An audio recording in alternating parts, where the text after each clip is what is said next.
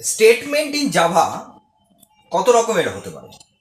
Sequential, conditional, iteration and jump statement.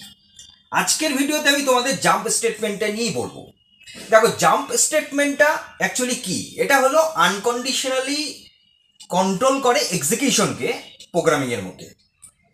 এবার এটা কত রকমের টাইপ? তিনটে আছে। কি কি? একটা হচ্ছে ব্রেক, একটা কন্টিনিউ আর একটা রিটার্ন।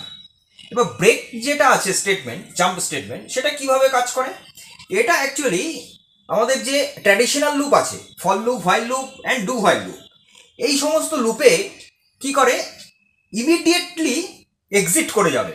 যদি ব্রেক যেই জায়গাটাতে থাকছে, ইমিডিয়েটলি এক্সিট করবে ওই পোর্শন থেকে এবং নেক্সট পোর্শনে চলে যাবে যেটা ওর ইমিডিয়েট পোর্শনে আছে, ফলোইং করছে, সেটাতে চলে যাবে। তাহলে এটা গেল হচ্ছে মেইনলি ব্রেক স্টেটমেন্টের কাজ। এবার কন্টিনিউ স্টেটমেন্টের কোথায় কাজ আছে?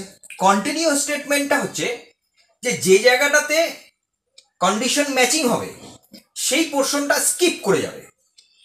ব্রেকে হচ্ছিল কি, যে জায়গাটা কন্ডিশন ম্যাচিং সেটা থেকে টার্মিনেট করে যাচ্ছে, মানে ফর লুপ যদি হয় তাহলে ইনার লুপ থেকে টার্মিনেট হয়ে যাবে ব্রেক স্টেটমেন্টে। বাট কন্টিনিউ স্টেটমেন্টে কি হবে, যে জায়গাটাতে ম্যাচিং হবে কন্ডিশন সেইখান থেকে কি হবে, সেই জায়গাটা স্কিপ করে যাবে, মানে সেটা শো করবে না, সেটা প্রিন্ট আউট হবে না, সেটা পেরিয়ে অন্যটাতে চলে যাবে, নেক্সটটাতে চলে যাবে। আর রিটার্ন স্টেটমেন্টটা কখন কাজ করবে, কিভাবে কাজ করে? দেখো, রিটার্ন স্টেটমেন্ট বেসিক্যালি মেথডস আর ফাংশনের মধ্যে কাজ করে। এবার আমরা যদি ইউজার ডিফাইন যে সমস্ত ফাংশনগুলো রয়েছে সেখানে সেই ফাংশনগুলোকে যখন আমরা কল করি তখন সেই ফাংশন কি করে, রিটার্ন স্টেটমেন্টটা কাজ করে।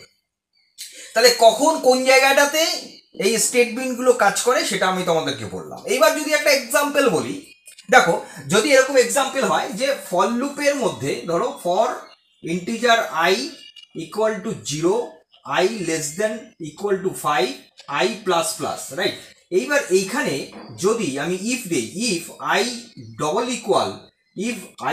ইকুয়াল টু, তখন কি হবে, তারপরে যদি আমি এখানে ব্রেক স্টেটমেন্ট একটা দিয়ে দিই, তাহলে কি হবে না, যে যখনই এই ফর লুপটা এক্সিকিউট করবে এবং আই এর ভ্যালু যখন ইনক্রিজ করে করে, অ্যাকচুয়ালি আই হচ্ছে কাউন্টার হিসেবে কাজ করে, তো এখানে কাউন্টার হচ্ছে এটা, তাহলে আই যখনই ইনক্রিজ করতে করতে 2 হবে তখন কি হবে, এই জায়গাটাতে ইমিডিয়েটলি এই জায়গাটা ব্রেক হয়ে যাবে, মানে এখান থেকে বেরিয়ে যাবে।